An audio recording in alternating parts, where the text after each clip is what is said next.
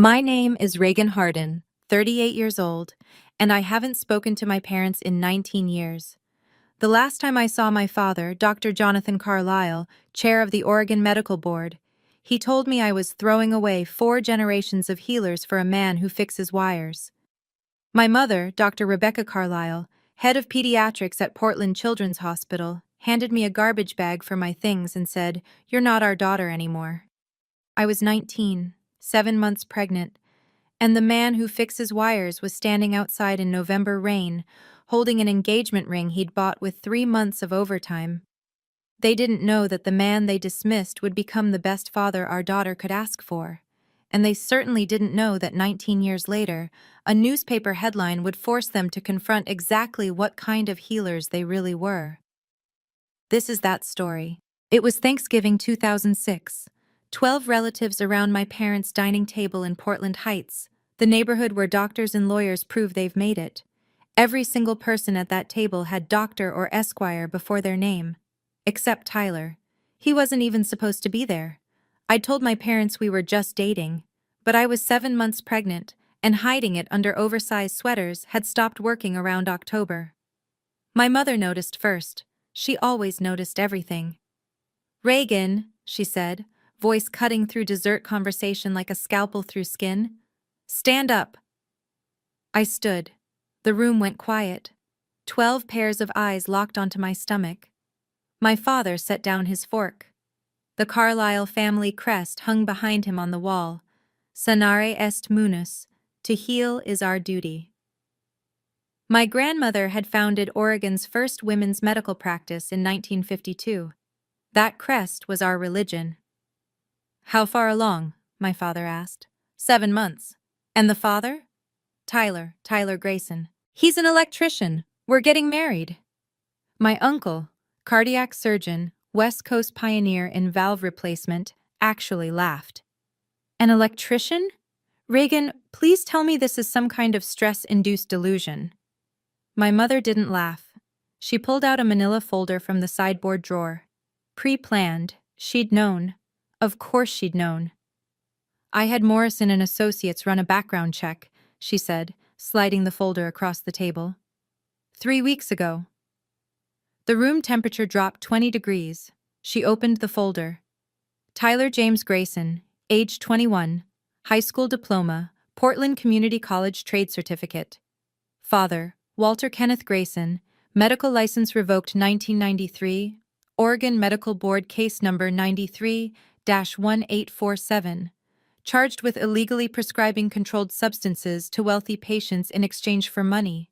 Abandoned family 1995. Current whereabouts unknown. She looked up at me. "You want to tie our family name to a disgraced doctor's son? A high school graduate who works with his hands?" I should have defended him. I should have walked out right then. Instead, I said, "Tyler's mother worked 3 jobs after his father left. School cafeteria, night custodian, weekend catering.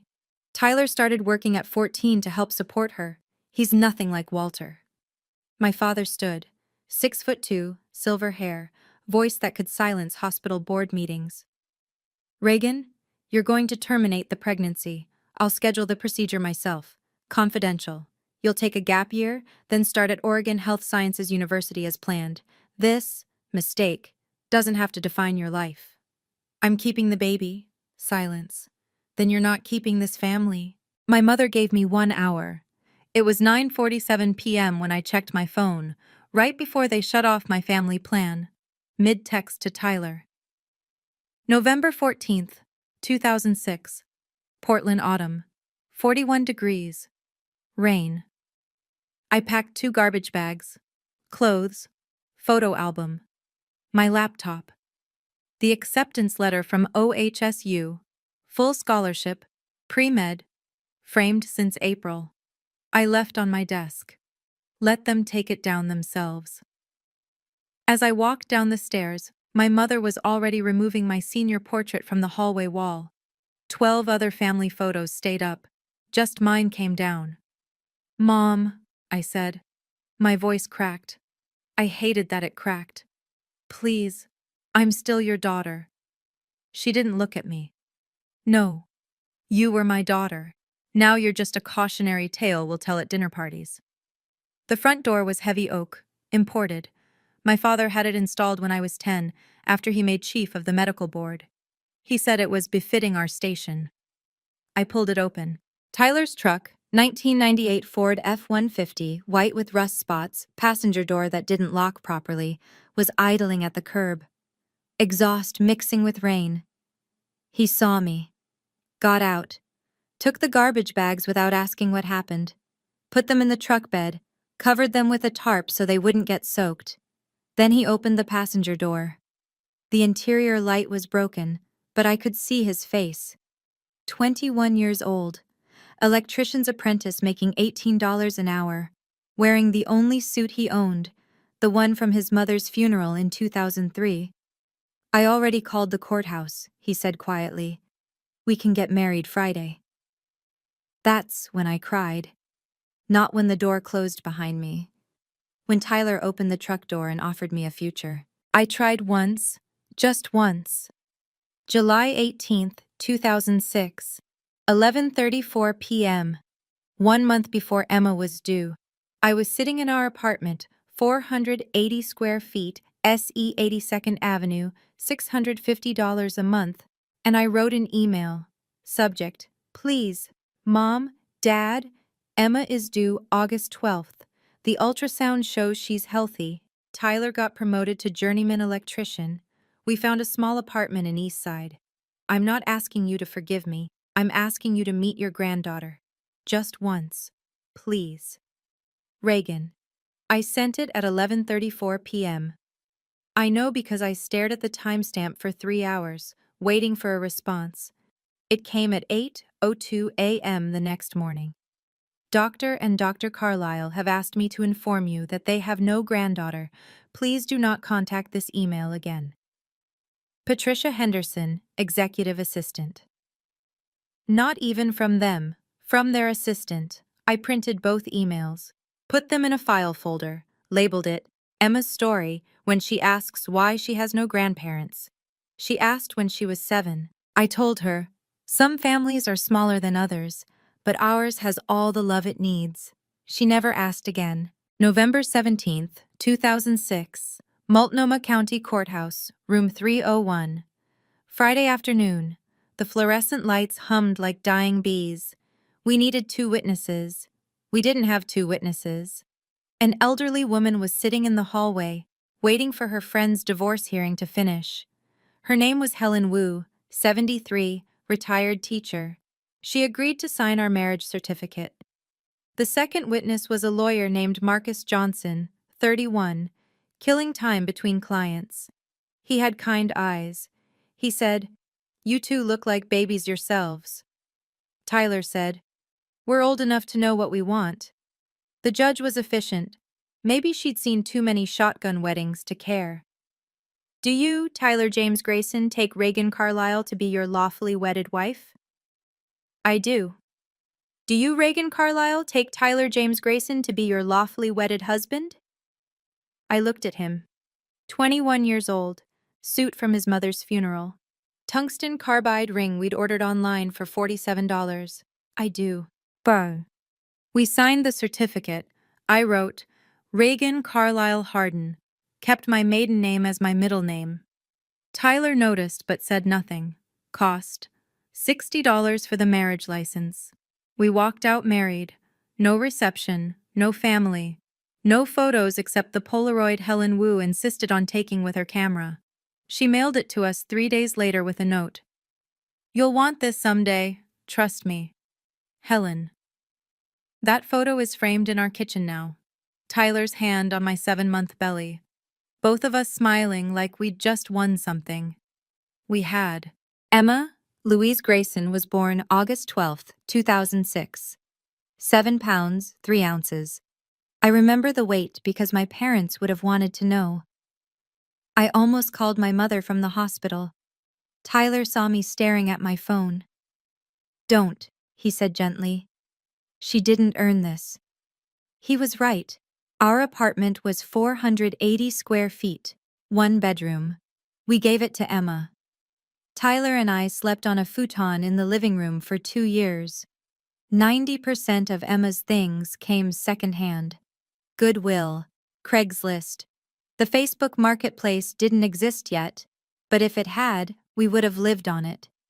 Tyler worked 7 a.m. to 4 p.m. as an electrician, then 6 p.m. to 10 p.m., taking Craigslist handyman gigs, fixing ceiling fans, installing outlets, rewiring old houses where the owners couldn't afford a licensed contractor. I took medical coding classes online through Portland Community College, $800 per term. I studied while Emma napped, took exams while Tyler watched her, got my certification in 18 months. First job, medical billing clerk at OHSU. $18 an hour. The irony wasn't lost on me. I was coding surgeries at the same hospital where my parents worked. Different building, different department. We never crossed paths, but I saw my mother's name on paperwork sometimes. Dr. Rebecca Carlisle, pediatrics. Her signature on consultation notes. I'd code the visits, bill the insurance, make sure the families didn't go bankrupt. That was healing too, just not the kind my parents recognized. One night, Emma spiked a fever. 103.2 degrees Fahrenheit. She was 11 months old. I grabbed my phone. My mother's number was still saved. Dr. Rebecca Carlisle, head of pediatrics. She would know what to do. My thumb hovered over the call button. Tyler saw me, didn't say anything, just gently took the phone from my hand and said, "We'll take her to the ER. We'll figure it out." The bill was $1,200. We set up a payment plan, $50 a month for 2 years. We figured it out. March 15th, 2008. The housing market had just crashed. Foreclosures everywhere. Banks desperate to sell. We found a house. Southeast Portland. 4521 Southeast Hawthorne Boulevard. 3 bedrooms. Built in 1952. The wiring was a disaster. Knob and tube, aluminum, amateur DIY fixes that should have burned the place down years ago. The realtor said most buyers were scared of the work. Tyler walked through with a voltage tester and a flashlight, checked every outlet, every switch, every junction box. "Wiring is a mess," he told me in the kitchen. "But I can fix it." "How long?" 3 months, nights and weekends. "Can we afford it?"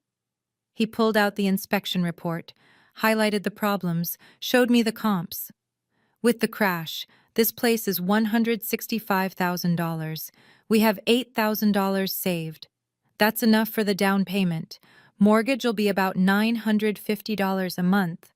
Less than rent once I finish the repairs, and we get it reappraised." I looked at him. "You've already done the math." "I always do the math." We bought it. Tyler rewired the entire house in 11 weeks, every night after work, every weekend. Emma, 18 months old, would sit in her pack and play, watching her dad pull wire through walls. Her first full sentence wasn't "I love you," it was "Daddy fix light." Close enough. We painted Emma's room yellow, her favorite color. Tyler installed a ceiling fan with a star pattern light that made constellations on her walls at night. The day we moved in, Tyler was rewiring the kitchen. He pulled off an old outlet cover, and a piece of newspaper fell out, stuffed in the wall as insulation, common in old houses. He unfolded it. The Oregonian, March 17, 1993. Doctor loses license in prescription scandal. Oregon Medical Board revokes Dr. Walter Grayson's credentials after investigation into illegal controlled substance distribution. His father's name. Front page, local section. I was in the living room, unpacking boxes. I heard Tyler go outside, smelled smoke a few minutes later. When I came out, he was standing by the burn barrel we'd been using for construction debris. The newspaper was ash. "Found some old trash in the walls," was all he said. I didn't push. Emma started kindergarten at Bridal Mile Elementary in fall 2011. First day of school, Tyler showed up in his work truck and rewired the school's main electrical panel. Volunteer work, no charge. The principal tried to pay him. He refused. "My daughter goes here," he said. I want it safe. 5th grade, 2015, Science Fair. Emma's project, How Electricity Works, from Power Plant to Light Bulb. Tyler helped her build a model circuit with LEDs and a 9-volt battery. She won first place. The judge asked her, "Did your parents help you?" Emma said, "My dad's an electrician. He taught me everything." The judge smiled. "What do your parents do?" "My dad fixes electricity. My mom fixes hospital bills so people don't go broke. They both help people." We got the blue ribbon, framed it. It's still on her wall. Middle school, 2018. Emma came home one day, quiet. Wouldn't talk during dinner. Finally, after Tyler went to check the mail, she said, "Mom, why don't I have grandparents?" I'd been preparing for this question for 12 years. "Some families are smaller than others," I said carefully. "My parents and we disagreed about something important a long time ago. They made a choice. So did I. And now we don't talk." "What did you disagree about?" "They didn't think your dad was good enough. I thought he was perfect." She thought about that. "Were they right? What do you think?" She looked at the kitchen. Tyler had just installed under-cabinet lighting that week, LED strips he'd gotten at cost through a supplier friend. The whole room glowed warm. "I think they were wrong," Emma said. "Me too." She never asked about them again. High school. Lincoln High, Portland. Emma graduated June 2024. GPA 4.0 unweighted. SAT 1,520. Not perfect, but excellent. College acceptances: Oregon State, full ride; Portland State, University of Oregon. She chose Oregon State, pre-med. "Why pre-med?" I asked her. "You know you don't have to prove anything, right? You don't have to become a doctor just because—" "Mom," she interrupted, "I want to be a doctor because you and Dad showed me that helping people isn't about prestige. It's about showing up. You code surgeries. Dad rewires homes. I want to heal people. That's it." She paused. "And maybe I want to prove that you can become a doctor without a medical dynasty behind you. That it's about what you do, not who you're related to." Tyler leaning in the doorway. "You're already ahead of most med students, kid. You know what real work looks like." I spent 15 years in medical administration. Never became a doctor.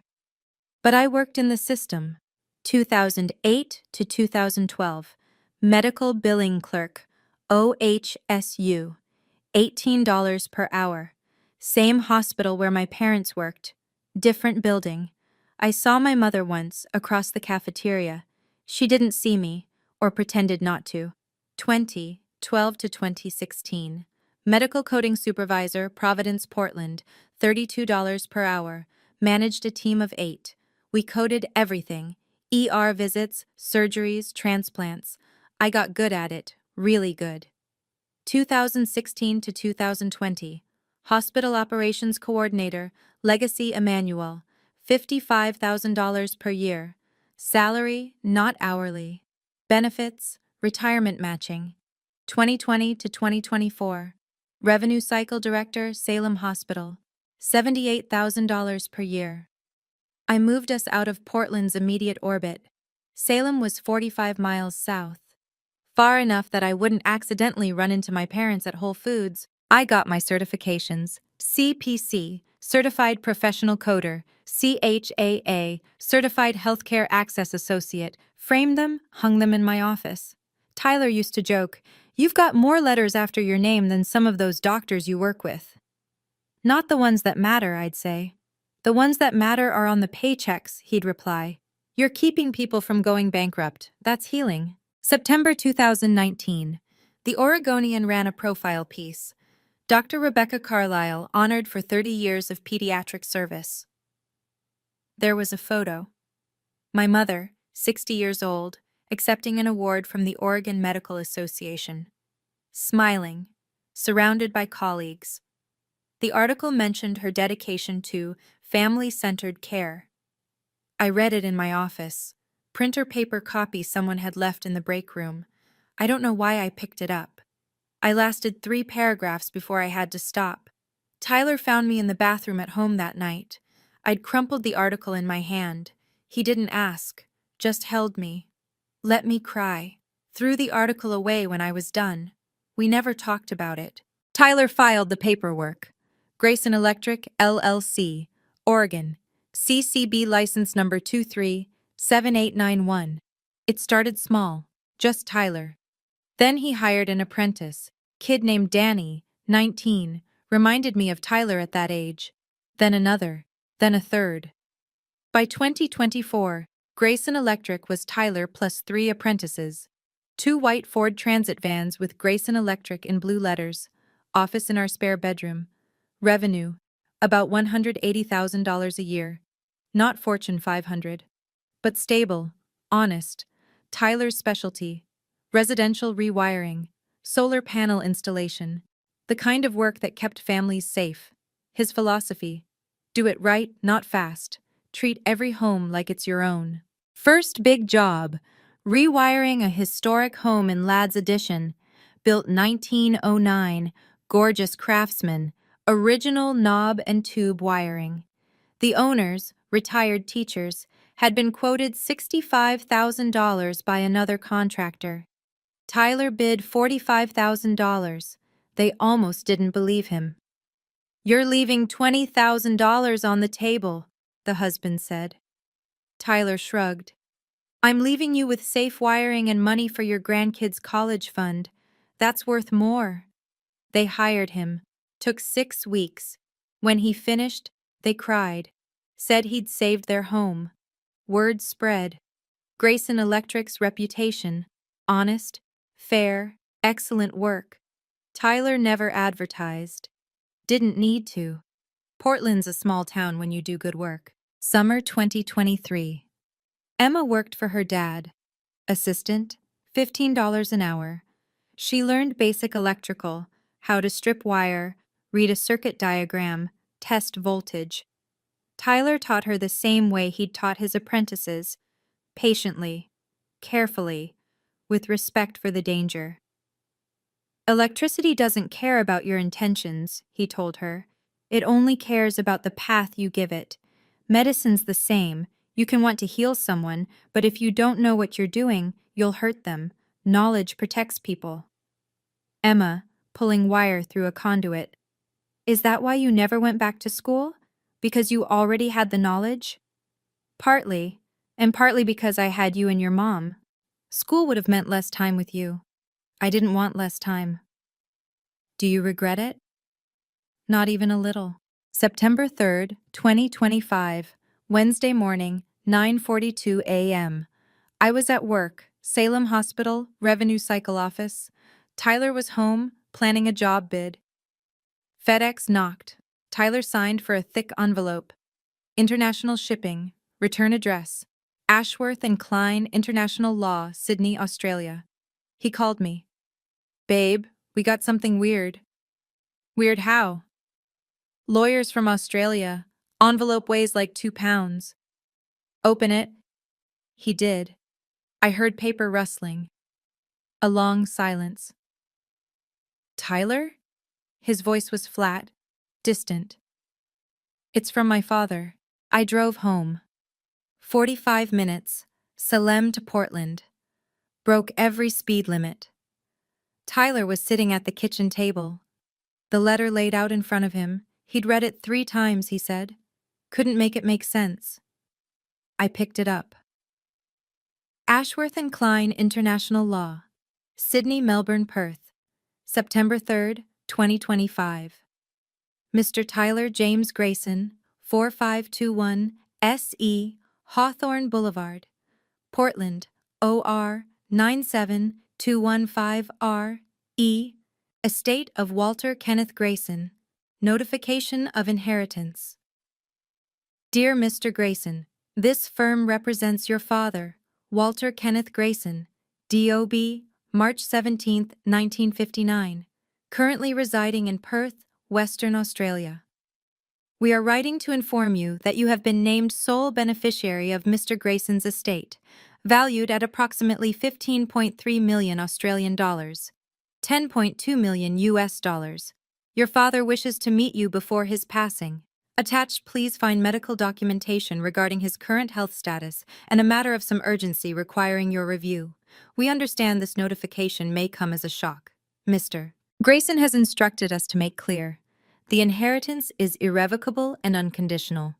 However, he respectfully requests the opportunity to speak with you regarding a time-sensitive medical situation. Please contact our office at your earliest convenience. Sincerely, Jonathan Ashworth, Senior Partner. I looked at Tyler. $10 million. Keep reading, he said quietly. I flipped through the attachments. Estate summary, will draft, DNA test offer. He'd even thought of that, proving paternity after 30 years. Then the medical files. My hands stopped. I've spent 15 years coding medical records. I can read a chart faster than most doctors. Patient. Walter Kenneth Grayson, D.O.B.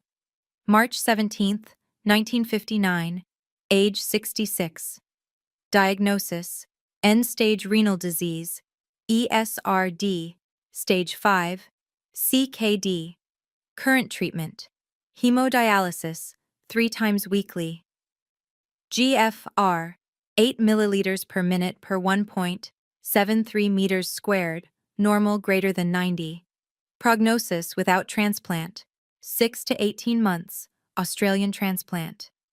Waitlist, 4 to 7 years, low priority due to age. I looked up. He's dying. Tyler's face was stone. He left when I was 10. I'm 40 now, 30 years, and now he wants to talk because he's dying? There's more. I kept flipping, found the transplant coordinator's note. Urgent living donor search initiated June 2025. Familial match priority. Patient has one biological son, Tyler Grayson, age 40, Oregon, USA. Investigating extended family for potential donors. I felt cold. Tyler, he's not just looking for you, he's looking for a kidney. The next section was a private investigator's report. Gibson and Associates, Perth. Dated July to August 2025, they'd been watching us. Subject surveillance summary. Target, Tyler James Grayson plus family. Duration, July 15th to August 30th, 2025. Family composition, Tyler James Grayson, 40. Master electrician. Owner, Grayson Electric, LLC, Regan. Carlisle, Hardin, 38. Revenue Cycle Director, Salem Hospital. Emma Louise Grayson, 19. Oregon State University, Pre-Med Year 1. Findings. Subjects reside 4,521, SE, Hawthorne, Portland, Oregon. Owned mortgage balance $127,000. Combined household income, approximately $165,000 per year. No criminal records, credit scores 720, plus Emma Grayson, blood type O positive, date of birth August 12, 2006. Strong familial bonds observed, no contact with maternal grandparents, Carlisle family, since 2006. Medical records obtained via Australian court order for transplant matching. Emma Grayson, blood type O+, no significant medical history, excellent health. Recommendation: approach via legal representation. Direct contact likely to be rejected given estrangement history. There were photos. Emma on Oregon State's campus, August 15th, 2025. First day of classes. She was wearing her backpack, smiling, talking to another student. Tyler at a job site, July 22nd, installing a solar panel. Me leaving Salem Hospital, July 18th, coffee cup in hand. They'd been following us for 6 weeks. Tyler's hands shook when he saw Emma's photo. He's been watching our daughter. His voice wasn't angry, it was something colder, protective. We need to talk to Emma, I said. September 10th, follow-up email from Ashworth and Klein. Mr. Grayson, we understand this is overwhelming. Mr. Walter Grayson does not expect forgiveness. However, he wishes to 1. Meet you and your family, all expenses paid, Perth or Portland, your choice. 2. Establish inheritance trust, 10.2 million US dollars, transferred immediately upon his passing regardless of any other decisions. 3. Discuss a matter of medical urgency. He requires a kidney transplant. Initial HL. A typing suggests you and Slash or your daughter Emma may be compatible donors. He asks only for the chance to explain and to ask for help. Time sensitive. Please respond within 14 days. Respectfully, Jonathan Ashworth. Tyler read it twice. Then he looked at me. He wants Emma's kidney. I chose my words carefully. He wants to meet her. The kidney is... bullshit. Tyler's voice was flat, certain. If he dies, we get the money anyway. The trust is irrevocable. He doesn't need our cooperation for that. So why is he asking to meet us? Why now? Because he needs something from us first. He was right. I knew he was right. What do we tell Emma? I asked. Tyler stared at the email for a long time. Then he said, the truth. All of it. And then we let her decide about her own body. Because that's what parents do. They protect their kids' choices, not make choices for them. September 12th. Tyler sent a one-sentence reply. I need to talk to my daughter first. She's 19. She decides about her own body. The lawyers responded within an hour. Understood. We respect that completely. Please let us know how you'd like to proceed. We had a week to figure out what to say. September 13th, 2025, 8:30 p.m. Kitchen table. Same table where we'd eaten dinner as a family for 17 years. Emma was home from Oregon State for the weekend. She knew something was wrong. We'd asked her to come home midweek, unusual. Tyler had printed everything. The lawyer's letter, the medical files, the PI report. He spread it all out like evidence. Emma, he started, you need to know something about my father. I haven't talked about him much because there wasn't anything good to say. Emma's face was calm, analytical. I know he left you when you were a kid. Mom told me when I was 14. I'd told her the basics. Abandoned family. Hasn't been in contact. Tyler doesn't talk about him. Tyler nodded. He's dying, kidney failure. And he's rich. Built some kind of pharmaceutical company in Australia. He wants to meet us. Emma waited. She knew there was more. And, I said quietly, he needs a kidney transplant. He's been on dialysis since June. The Australian wait list is 4 to 7 years. At his age, he won't survive that long. Emma's eyes sharpened, pre-med brain activating. So he's looking for a living donor, family match. Yes. And you think I might be compatible? Tyler handed her the PI report. He hired investigators. They got your blood type, medical history, without asking.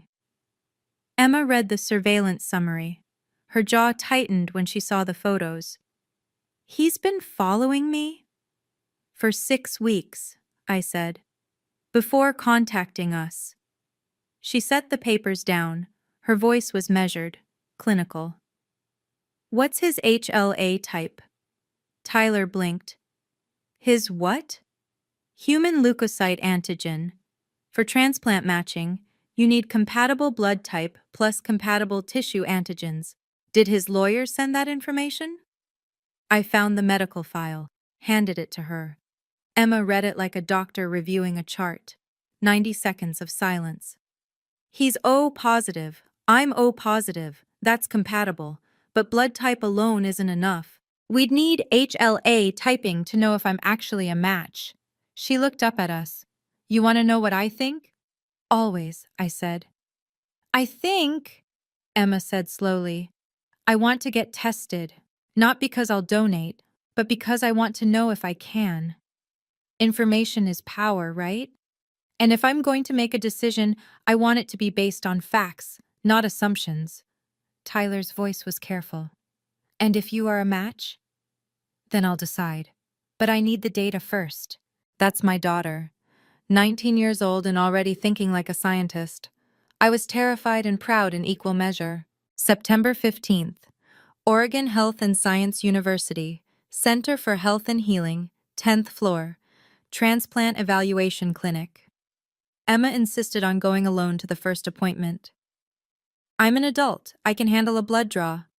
But I went anyway, sat in the waiting room. Tyler took the morning off work, sat next to me. The transplant coordinator was a woman named Jennifer Walsh. RN, maybe 45, kind eyes, efficient manner. She called Emma back. 20 minutes later, Emma emerged with a bandage in the crook of her elbow. Phase 1 complete, Emma said. Blood typing confirmation, basic metabolic panel, pregnancy test. Pregnancy test? Tyler's voice went up half an octave. Emma rolled her eyes. Required for all female donors, Dad. Relax. It's negative. Jennifer Walsh appeared with a clipboard. Emma, we'll have preliminary results in a few days. If your blood work looks good, we'll move to HLA typing. That takes about a week, then cross-match testing. The whole evaluation process usually takes 2 to 4 months, but given the urgency of Mr. Grayson's condition, we can expedite. How expedited? I asked. 6 to 8 weeks for full clearance. We still need psych evaluation, independent donor advocate meetings, and ethics committee review. Emma nodded like this was a normal Tuesday. When will I know if I'm a compatible match? HLA results should be back by September 25th. We'll call you. September 25th, 3:17 p.m. I was in a budget meeting when my phone buzzed. Emma, HLA results are in. I'm a 5/6 antigen match. Coordinator says that's excellent for a grandparent-grandchild donor. I excused myself from the meeting, called her immediately. 5 out of 6? I asked. HLA-A, 2 out of 2. HLA-B, 2 out of 2. HLA-D-R, 1 out of 2. Overall, 5 out of 6 antigens match. That's really good, Mom. Like, statistically, that's better than most unrelated donors. Her voice was steady, factual, but I could hear something underneath. Uncertainty. How do you feel? I asked. Long pause. I don't know yet. Can you and Dad come over this weekend? I need to talk through some things. Of course. September 28th. Emma's dorm room. Oregon State, Corvallis, 90 miles south of Portland. Emma had printed out medical journal articles, spread them across her desk like she was preparing for an exam. Okay, she said. I need to understand this completely, so I researched. Tyler and I sat on her dorm bed. Emma stood, professor mode. Living kidney donation is major surgery. Laparoscopic nephrectomy. They take one kidney out through a 3 to 4 inch incision.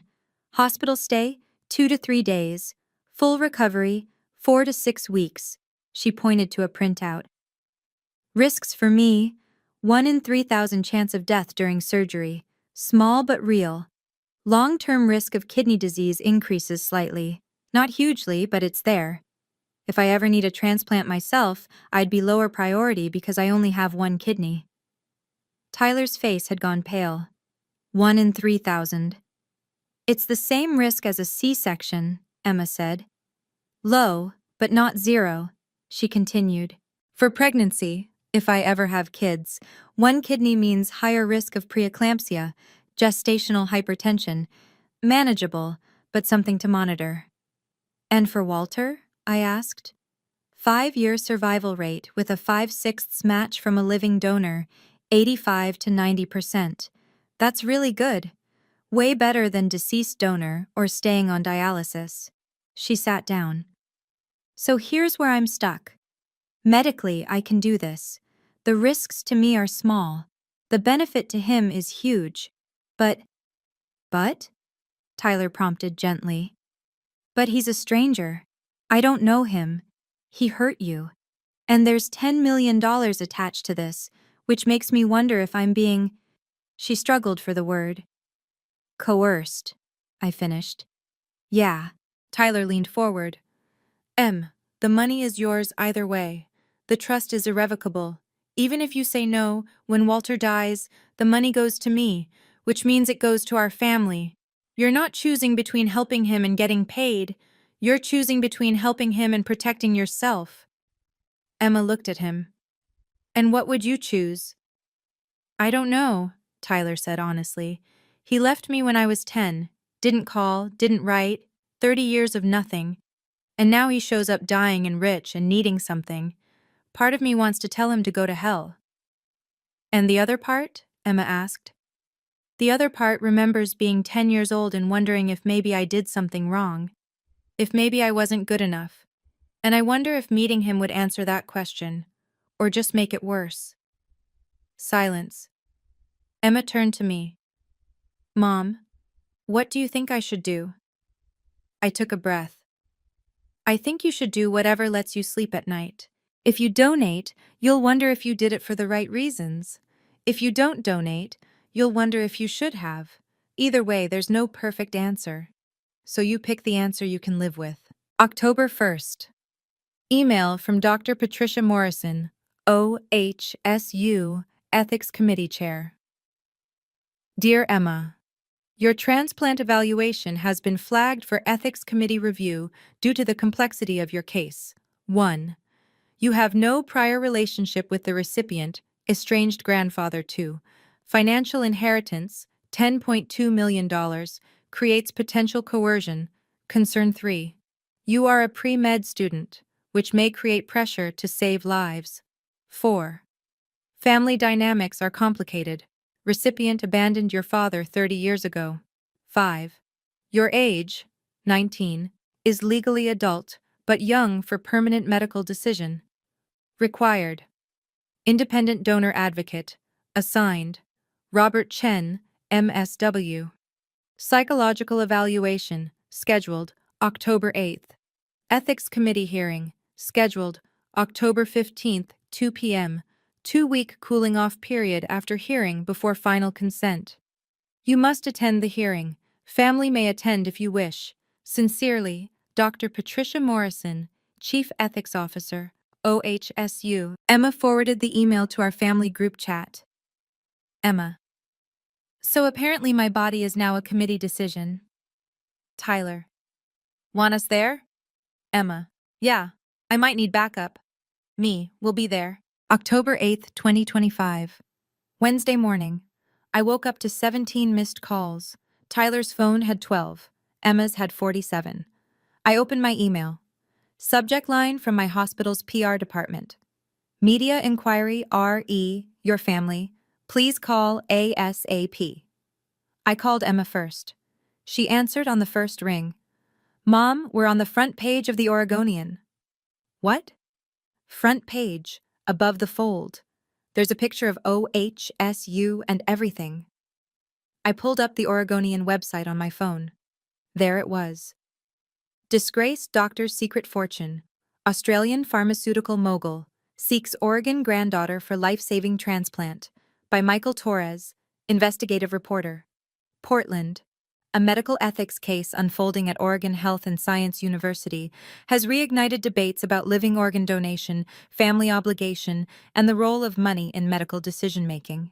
Walter Grayson, 66, a former Oregon physician whose medical license was revoked in 1993 for illegally prescribing controlled substances, has built a pharmaceutical consulting empire in Australia worth an estimated $10 million. Now dying from kidney failure, Grayson is seeking help from the family he abandoned 3 decades ago, specifically his 19-year-old granddaughter Emma Grayson, a pre-med freshman at Oregon State University. Emma, who has never met her grandfather, is reportedly an excellent transplant match. But the case is complicated. Grayson has named his estranged son, Tyler, as sole heir to his fortune, leading ethics experts to question whether the inheritance constitutes coercion. The article continued for 1,200 words. Quotes from medical ethicists at NYU and Stanford. Details of Tyler's childhood. Emma's academic achievements. A sidebar about living donor risks. And then, buried in paragraph 8, adding another layer, Emma's maternal grandparents, Dr. Jonathan and Dr. Rebecca Carlisle, prominent Portland physicians, disowned their daughter 19 years ago when she became pregnant with Emma. They could not be reached for comment. My phone rang. Tyler, did you see it? He asked. I'm reading it now. How the hell did this get out? I scrolled to the byline. Michael Torres, veteran investigative reporter, Pulitzer finalist in 2019. Insurance paperwork, I said, thinking out loud. Emma's student health insurance through Oregon State. The transplant evaluation forms would have included family medical history. Someone in the insurance processing chain must have leaked it. For how much? Does it matter? Tyler was quiet. Then, Emma's getting harassed. Her Instagram blew up overnight. 15,000 follower requests. Her roommate said someone from a local TV station showed up at their dorm. Where is she now? Driving home. She's skipping classes today. I told her to come here, lock the doors, turn off her phone. I'm leaving work now. I made calls. Hospital compliance. OHSU patient advocacy. Oregon State Student Services. Piece together what happened. September 28th. Emma filled out insurance verification form for OHSU transplant evaluation. Standard form. Included question. Family medical history. Any immediate relatives with current serious medical conditions? Emma wrote, grandfather, paternal, end-stage renal disease, currently on dialysis, Australia. The form went to Pacific Source Insurance, Oregon State's student health plan. They process thousands of forms a month. Most are handled by contract workers, not employees. One of those workers, we never got a name, saw the form. Googled Walter Grayson Australia kidney. Found business articles about his pharmaceutical consulting fortune. Sold the information to a journalist for $500. Not technically a HIPAA violation. Emma's form wasn't Walter's medical record, just a mention of his condition, gray area, legal barely. But legal doesn't mean right. By noon, the article had 2.3 million online views. Reddit's r/Portland exploded. Top comment, 18,000 upvotes. If my rich grandpa abandoned my dad, I wouldn't give him a Kleenex, let alone a kidney. Reply, 12,000 upvotes. But he's dying. She has 2 kidneys. She's pre-med. Isn't saving lives what doctors do? Reply to reply, 15,000 upvotes. She's 19 and there's $10 million involved. This is coercion. Period. Twitter was worse. Medical ethicist with 400,000 followers posted a thread. Living donation requires pure altruism. Financial incentive equals commodification of organs. This violates the National Organ Transplant Act. The Ethics Committee should deny this immediately. Christian influencer with 2 million followers. Honor thy father and grandfather. Forgiveness is divine. This young woman has the power to save a life. Pray she chooses mercy. Feminist account with 800,000 followers. A 19-year-old woman's body is not public property. Not her uterus, not her kidneys, hers, full stop. Emma's pre-med cohort at Oregon State was divided. Some thought she should donate. Commitment to healing. Hippocratic oath starts now. Others thought it was exploitative. She doesn't owe him anything. Family obligation is patriarchal bullshit. Her academic advisor called. Emma, do you need to take a leave of absence? This level of attention, it's a lot. Emma, according to Tyler, said, I just want to study in peace. Is that too much to ask? Apparently, yes. October 9th, 2025, 6:15 p.m. I was home. Tyler was making dinner. Emma was in her old room, door closed, trying to ignore the world. Doorbell rang. I opened it. My mother stood on the porch, holding a copy of The Oregonian, rain dripping off her umbrella. She looked old, 62, but she looked 70. Gray hair, shaking hands, expensive clothes that didn't quite hide how thin she'd gotten. Reagan, she said, her voice cracked. I saw the article. I didn't move, didn't speak. Can I come in? No. Please, I need to talk to you about Emma. You don't have a granddaughter, I said flatly. Your assistant told me that in 2006, remember? Her face crumpled. I was wrong. We were wrong. Reagan, please. Tyler appeared behind me. Silent, arms crossed. My mother saw him. Her expression flickered, something between shame and defiance. Mrs. Carlyle, Tyler said quietly, you should go. I need to talk to my daughter. Your daughter told you to leave. Rebecca's voice rose, desperate. Your father is sick. He has Parkinson's. Early stages, but it's progressing. The medication costs $3,000 a month. We're struggling, Reagan. And when I saw the article, saw that Emma might be caught up in this. You saw $10 million, I interrupted. That's what you saw. No, I saw my granddaughter being pressured into. You don't get to protect her now. You had 19 years, 19 birthdays, 19 Christmases, 19 first days of school. You weren't there. You chose not to be there. I'm trying to make amends. I laughed. Actually laughed. Bitter and sharp. Amends? You haven't apologized. You've just shown up when it's convenient. When there's money involved? When you can play the concerned grandmother for an audience. Tyler's voice cut through. Dr. Carlyle, let me be very clear. You told Reagan she was throwing away 4 generations of healers for me.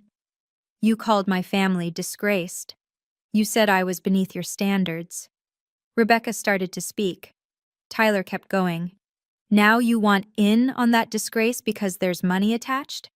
Because my father, the man you used as evidence that I was worthless, turned out to be richer than you? Silence.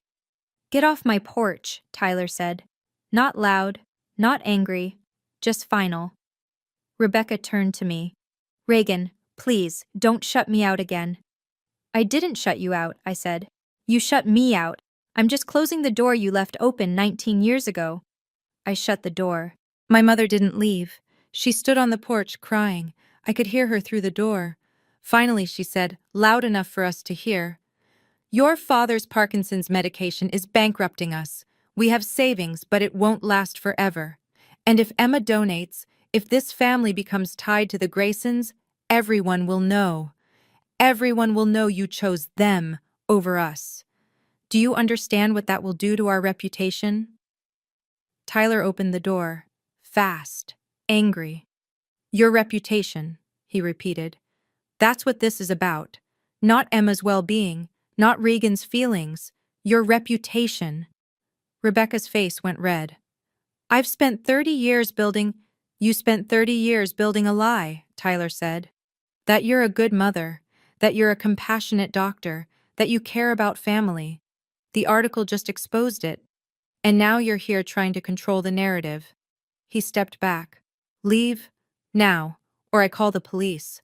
Rebecca left, got in her Lexus, still expensive, still polished, still projecting success. As she drove away, she rolled down her window, called out, If Emma donates, this will follow you forever. The daughter who crawled back to the disgraced family for money. Is that really what you want? I didn't answer. But I thought, I chose them 19 years ago. You just didn't notice. October 15th, 2025, 2 p.m., OHSU, Center for Ethics and Healthcare, 11th floor, Conference Room C, glass walls overlooking Portland, rain streaking the windows, the city gray and soft below. 7 committee members at the head table, Dr. Patricia Morrison, Chair, Chief Ethics Officer, Dr. David Kumar, Transplant Surgeon, Lisa Tran, MSW, Social Worker. Reverend Michael O'Brien, Community Ethicist. Judge Sarah Hendricks, Retired, Legal Counsel. Maria Gonzalez, RN, Patient Advocate. Dr. Elliot Marsh, Psychiatrist. Observers: 8 medical students, ethics training. 2 credentialed journalists. Robert Chen, Emma's independent donor advocate. Emma sat in the front row. Tyler on her left, me on her right. On a 75-inch screen. Walter Grayson, live via Zoom from Perth Renal Center. Hospital room visible behind him. Gaunt face. dialysis catheter in his neck, oxygen cannula. This was the first time Tyler had seen his father in 30 years. Dr. Morrison called the meeting to order. This ethics committee has been convened to evaluate whether Emma Grayson can provide informed, voluntary consent to serve as a living kidney donor for her grandfather, Walter Grayson. This is not a decision-making body. We cannot force Emma to donate or prevent her from donating. Our role is to ensure her autonomy is protected. She looked at Emma. Do you understand why you're here? Yes, Emma said. Her voice was steady. And you've been assigned an independent donor advocate, Robert Chen, who has no affiliation with OHSU or your family, correct? Correct. Then let's begin. Dr. Morrison addressed the screen. Mr. Grayson, you've requested the opportunity to speak. The floor is yours. Walter's voice was rough, weak, but clear. Thank you, Dr. Morrison. Committee members, Emma, Tyler.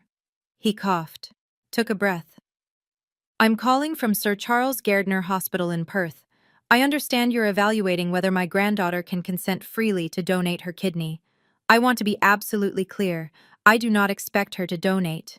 I lost that right when I abandoned Tyler 30 years ago. Tyler's hands clenched on the armrest. Walter continued. I was a coward. I was an addict, not to drugs, but to the idea of fixing my mistakes by running from them. I lost my medical license in 1993 because I prescribed medications to wealthy patients in exchange for money to pay gambling debts. I destroyed my family. I destroyed my career. He paused. I ran to Australia, rebuilt a fortune in pharmaceutical consulting. But I can't rebuild trust. I can't undo leaving my 10-year-old son to grow up without a father. His eyes, on screen, pixelated, but still recognizable, found Tyler's. Tyler, if you're listening, you deserved better. You deserved a father who stayed, who showed up, who didn't choose shame over responsibility. I can't give you that now, but I can tell you, the man you became, the father you are to Emma, that's not my DNA. That's yours. Silence in the room. Dr. Morrison. Mr. Grayson, what happens to the inheritance if Emma declines to donate? She inherits anyway, through Tyler. The trust is irrevocable. My lawyers can confirm that. I made peace with dying. What I haven't made peace with is never apologizing to my son. This hearing, it's the closest I'll get. Judge Hendricks spoke up. For the record, I've reviewed the trust documents. Mr. Grayson is correct. The inheritance is not conditional on Emma's decision regarding donation. Dr. Morrison nodded. Noted. Mr. Grayson, thank you. Please remain available via Zoom. The door opened. My mother walked in. Emma didn't turn around. Tyler's jaw clenched. I felt ice slide down my spine. Dr. Morrison. This is a closed proceeding. I'm Dr. Rebecca Carlisle, my mother said loudly. Head of Pediatrics at Portland Children's Hospital. I'm Emma's maternal grandmother, and I have concerns about this proceeding.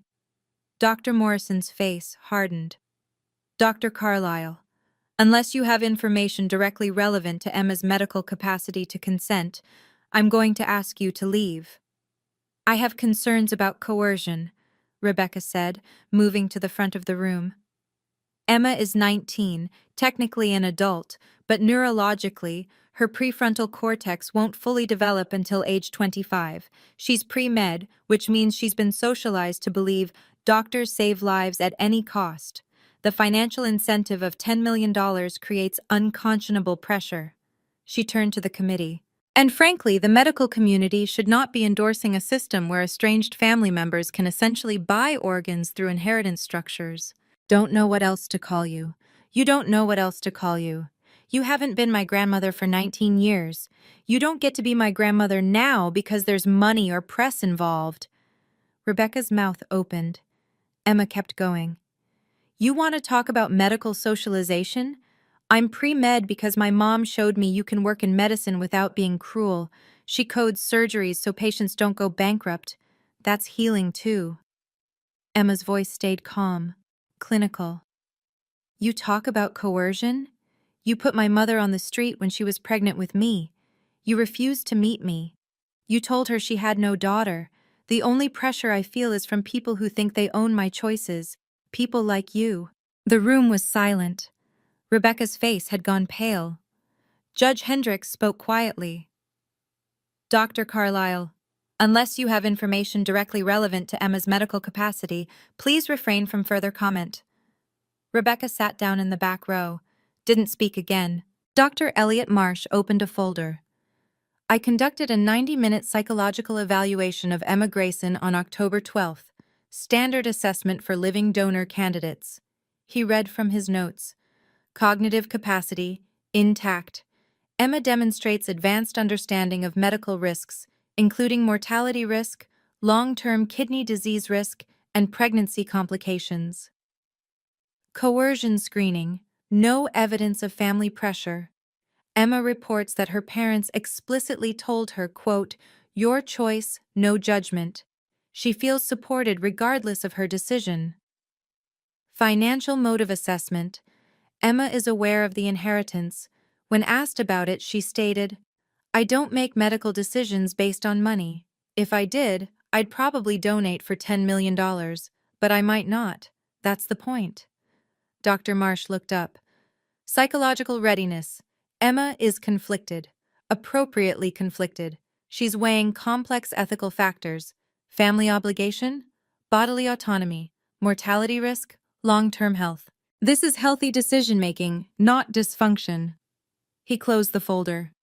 My clinical opinion: Emma Grayson has full capacity to consent or refuse donation. She does not require additional counseling unless she requests it. Dr. Morrison turned to Emma.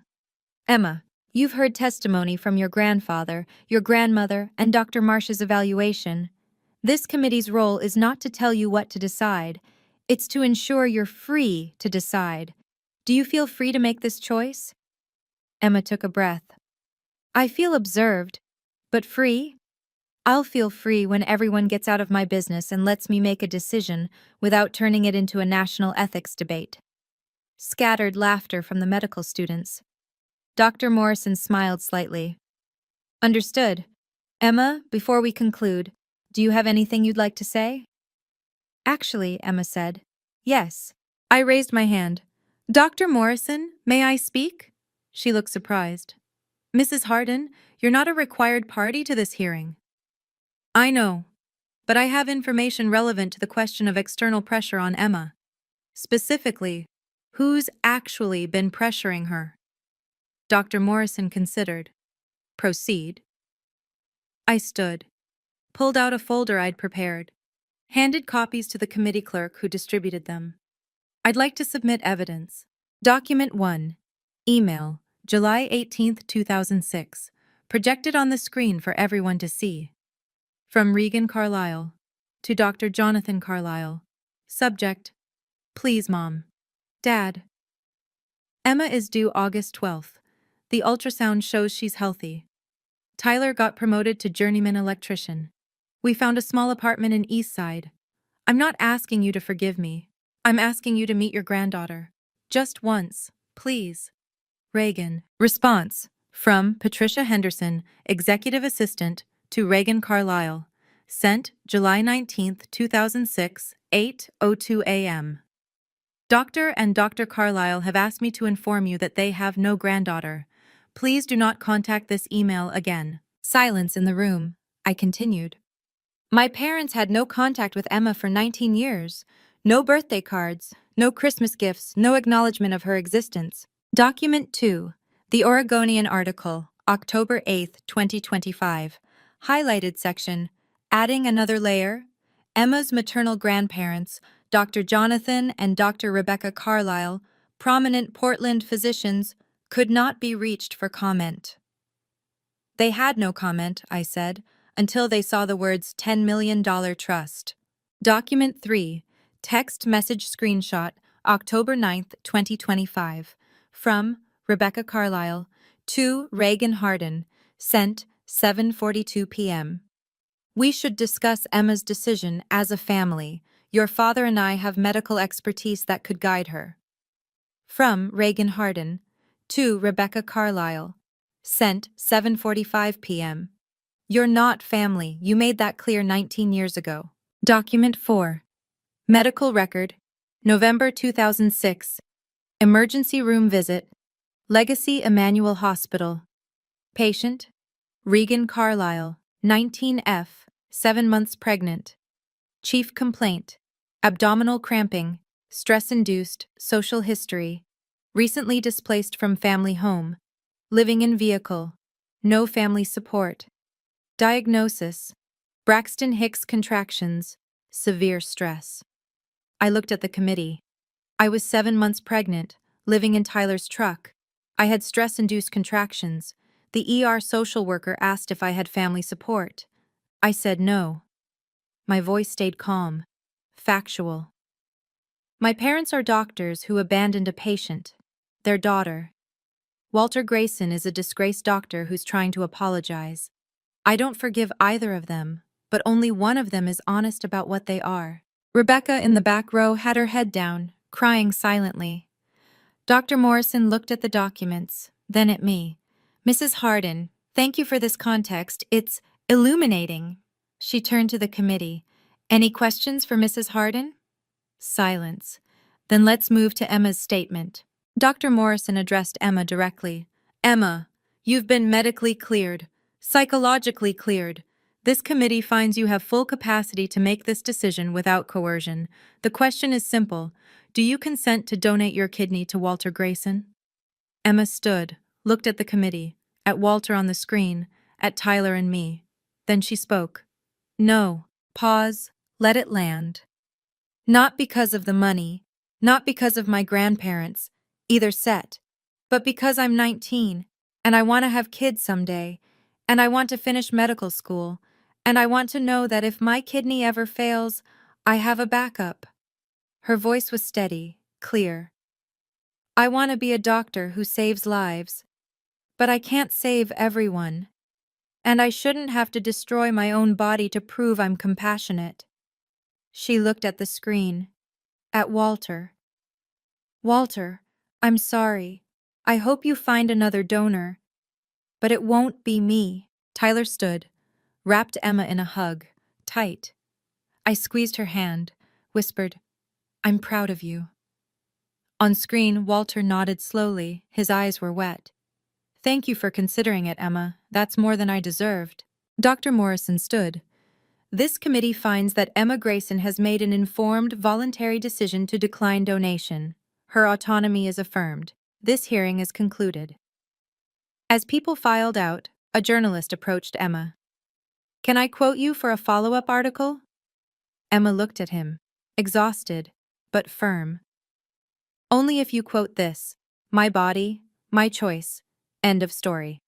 October 15th, 4:30 p.m. I-5 South, driving home from the hearing. Tyler drove. I sat passenger seat. Emma in the back, headphones on, staring out the window. We didn't talk for 20 minutes. Finally, Tyler broke the silence. You okay, Em? Emma pulled out one earbud. I think so. I keep waiting to feel guilty, but I just feel tired. Guilt is what other people try to put on you, I said. You don't have to carry it. Do you think Walter hates me? Tyler glanced in the rearview mirror. No. I think he understands exactly what it's like to make a hard choice and live with it. Emma nodded, put her earbud back in. My phone buzzed. Email from Ashworth and Klein. Mrs. Hardin, Mr. Grayson asked me to convey a message to Emma. Thank you for your honesty. The inheritance proceeds as planned. No conditions, no resentment. Respectfully, Jonathan Ashworth. I showed it to Tyler. He read it, nodded once. We drove the rest of the way in silence. October 17th. The Oregonian published a follow-up. She said no. Oregon teen declines billionaire grandfather's transplant request. By Michael Torres. In a decision that challenges conventional narratives about family obligation, 19-year-old Emma Grayson has declined to donate a kidney to her estranged grandfather, Walter Grayson, despite being an excellent medical match. My body, my choice, end of story, Emma told this reporter after an Oregon Health and Science University Ethics Committee hearing Tuesday.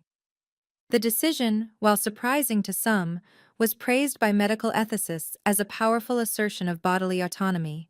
The article was fair, balanced, included quotes from the ethics committee affirming Emma's capacity, mentioned Rebecca's disruption, and my receipts. Views: 1.8 million, less than the first article, but more shares. Public reaction shifted. Reddit comment: 45,000 upvotes. She's 19 and just taught the medical establishment that no is a complete sentence. That's more impressive than any kidney donation. Bioethics professor, Twitter thread, 200,000 likes. Emma Grayson's case will be taught in medical ethics classes for decades. Bodily autonomy isn't conditional on wealth, family ties, or public opinion. She understood that at 19. Most people never do. Feminist Journal. Radical Self-Preservation. What Emma Grayson taught us about women's bodies and medical autonomy. Emma posted once on Instagram. First post in 2 weeks. I'm not a headline, I'm a student. Please let me study in peace. Comments were overwhelmingly supportive. She turned off her phone after that, went back to Oregon State, caught up on the classes she'd missed. Midterm exams, straight A's. October 20th. My mother texted. Rebecca. Reagan, please, can we talk? Not about Walter. About us. Me. There is no us. There hasn't been for 19 years. Rebecca. I made a mistake. Your father is sick. We don't have much time. Me. You had 19 years. Emma had 19 birthdays, 19 Christmases, 19 first days of school. You chose not to be there. Don't weaponize Dad's Parkinson's to guilt me now. Rebecca. I'm trying to make amends. Me. Amends require accountability. You haven't apologized. You've just shown up when it's convenient. Rebecca. Please don't shut me out again. Me. I didn't shut you out. You shut me out. I'm just closing the door you left open. I blocked her number, blocked her email, blocked her on every platform I could think of. Tyler did the same. Emma kept her unblocked. In case of emergency, she said. But muted, no notifications. Emma asked me later, do you think you'll ever talk to them again? I thought about it. I don't know, but I know I don't owe them forgiveness just because they finally realized what they lost. Fair, Emma said. November 2025. Walter's health declined rapidly. The lawyers kept us updated. Professional, distant, respectful of our boundaries. December 15th. Email from Ashworth and Klein. Tyler, Mr. Grayson's prognosis is now weeks, not months. He remains on the Australian transplant waitlist, but given his deteriorating condition, a match is unlikely in time. He asked me to convey, thank you for listening, that's all I needed. We will notify you of any changes. December 28th. Another email. Tyler, Mr. Grayson is dictating this message as his hands are no longer steady enough to type. Attached was a voice memo, converted to text. Tyler, I don't have long. I want you to know. Emma made the right choice. I'm relieved she said no. Not because I wanted to die, but because I didn't want her to carry me for the rest of her life. She deserves to be light. The money is yours. Use it however you want. I hope some goes to Emma's medical school, not because she owes me anything, but because she's already a better healer than I ever was, and she hasn't even started yet. I'm sorry I wasn't your father. You became a better man without me than you ever would have with me. Walter. Tyler read it alone in the garage. His workshop. The place he went to think. I found him there an hour later. He'd been crying. Tools spread out on the workbench, untouched. He's right, Tyler said quietly. Emma did make the right choice. I sat next to him. Didn't say anything.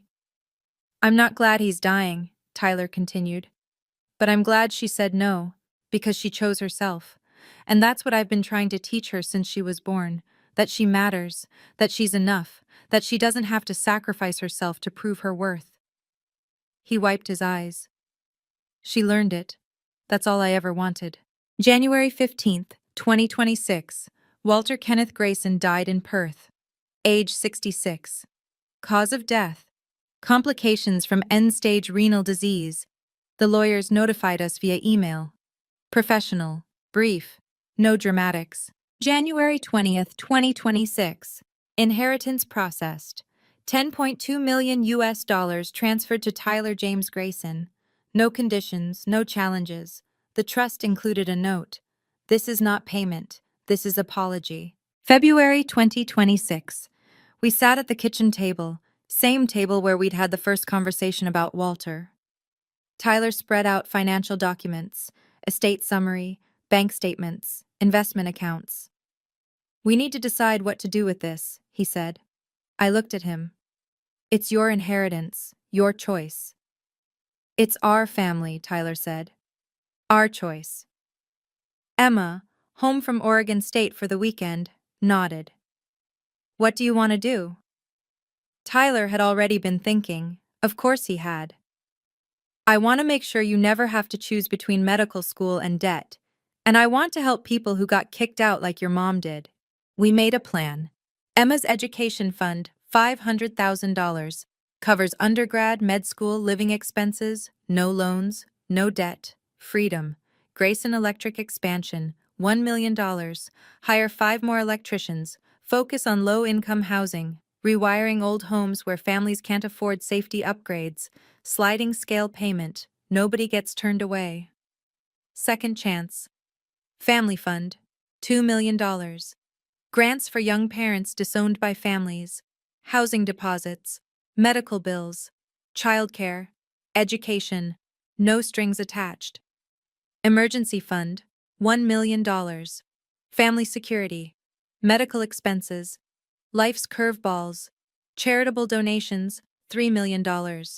Split between OHSU transplant research, foster care support, Oregon Health Plan expansion advocacy, investment/savings, $2.7 million, long-term security. Emma's kids someday, Tyler's retirement. First recipient of the Second Chance Family Fund, a 22-year-old woman named Ashley, pregnant, kicked out by religious parents for refusing to give the baby up for adoption. She applied after reading about Emma's story, wrote, "Your family showed me that love doesn't require DNA. I want to prove that to my baby too." Grant, $15,000. First month's rent, security deposit, baby supplies, medical bills. Tyler met her once, handed her the check. She cried. "You don't have to thank me," Tyler said. "Just be the parent you wish you'd had." March 2026. Emma went back to Oregon State. Campus life had calmed down. The news cycle moved on. She was just another pre-med student again. Mostly. Her bioethics professor asked her to guest lecture. Personal experience with medical decision-making under public scrutiny. Emma declined. "I'd rather write about it than talk about it." She wrote an essay instead, for her Ethics 301 class. Prompt: describe a time you made a controversial ethical decision. Emma's opening line: I said no to my dying grandfather. The world called me selfish. I call it survival. Both can be true. She got an A+. The professor asked to submit it to the Journal of Medical Ethics, student section. Emma said yes, summer 2026. Emma applied for an internship at OHSU Ethics Committee. Paid position, competitive. She got it. Her first day, Dr. Patricia Morrison, the woman who'd chaired Emma's own hearing, shook her hand. "I'm glad you're here," Dr. Morrison said. "We need people who understand that saying no is just as important as saying yes." Emma smiled. "That's what I want to teach doctors, that patients are allowed to refuse. Even family, even when it's hard." "Good," Dr. Morrison said. "Start by auditing next week's donor evaluation. See if you can spot coercion red flags." Emma was already taking notes. April 2026. I did something I'd never done before. I Googled Walter Grayson's obituary. Found it. Perth Remembrance Gardens. Online memorial page. Photos of Walter. Young. Medical school graduation, 1985. Middle-aged. Australia. Accepting some business award, 2010. Old. Recent photo, thin and tired. A guest book. People had left messages. Brilliant consultant. Tough negotiator. Generous mentor. Walter helped me build my pharmaceutical distribution company. I owe him everything. A complicated man. Flawed but honest about his flaws. I scrolled to the bottom. Clicked. Leave a message. Typed. Walter, I never met you. You hurt my husband in ways I'll never fully understand. But you also gave us something unexpected. The truth. You didn't pretend the money erased your mistakes. You didn't demand forgiveness. You let Emma say no. That's more respect than my own parents ever gave me. I don't forgive you for abandoning Tyler, but I respect that you didn't abandon your apology. Rest in peace. Reagan Harden. I hit submit, never told Tyler. 3 months later, Tyler mentioned he'd visited the memorial page. I saw your message, he said. I froze. I'm sorry. I should have asked. No, Tyler interrupted. It was good. True, fair. He paused. I don't forgive him either, but I'm glad you wrote that. It's more than he deserved, which, I guess, is the point of grace. April 18th, 2026, 7:30 p.m. Emma was home for spring break, last night before heading back to Oregon State. Tyler cooked lasagna, his specialty. The kitchen smelled like garlic and basil and home. Emma helped with dishes. I watched them, this family we'd built. Emma turned to me, drying a plate. Mom, can I ask you something? Always. Do you regret choosing Dad over your parents? I thought about it, really thought. I regret that they made me choose, I said finally. That's different. Different how? Regret isn't about the choice I made. It's about the choice they forced on me. I chose love. I chose dignity. I chose a partner who showed up. I don't regret that. I regret that my parents couldn't see past their pride. Emma nodded slowly. Do you think they'll ever apologize? Like, really apologize? I don't know, but I'm not waiting around to find out. Tyler from the stove. You two are my family. That's enough. Emma smiled. Is it weird that I don't feel like I'm missing anything?